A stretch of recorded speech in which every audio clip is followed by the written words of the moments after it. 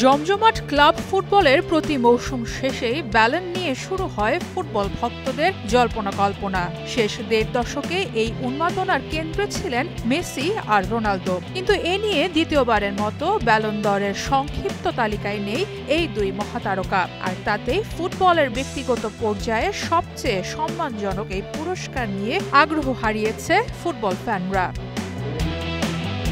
তারপরও প্যারিস ঠিকই প্রস্তুত জমকালো আয়োজনে বছরের সেরা ফুটবলারের হাতে পুরস্কার তুলে দিতে। ৩২ জনের সংক্ষিপ্ত তালিকাটা তো প্রকাশ হয়েছিল আগেই, তবে এর মাঝে ব্যালনের দৌড়ে এগিয়ে আছেন কারা?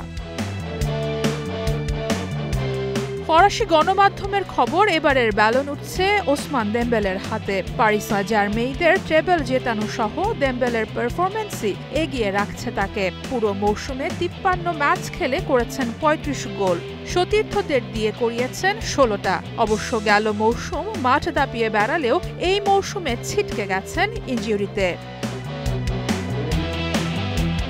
দেমবেলেকে টক্কর দেয়া আরেক নাম লামিন ইয়ামাল।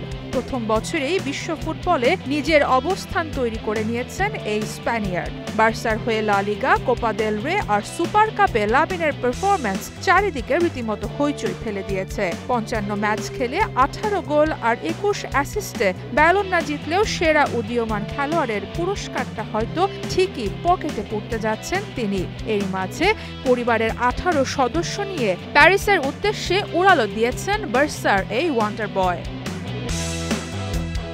দেমবেলে চ্যাম্পিয়ন্স লিগ জয়ের আগে ব্যালনের দিকে ঝড়ের বেগে ছুটছিলেন বার্সার ব্রাজিলিয়ান উইঙ্গার রাফিনিয়া। ৫৭ ম্যাচে ৩৪ গোল আর ২২ অ্যাসিস্ট। কিন্তু চ্যাম্পিয়ন্স লিগে বার্সার ছিটকে যাওয়া আর জাতীয় দলের ভরাডুবিতে ব্যালনের দৌড় থেকেও কিছুটা পিছিয়ে গেছেন তিনি। সারা মাহবুব, স্টার নিউজ।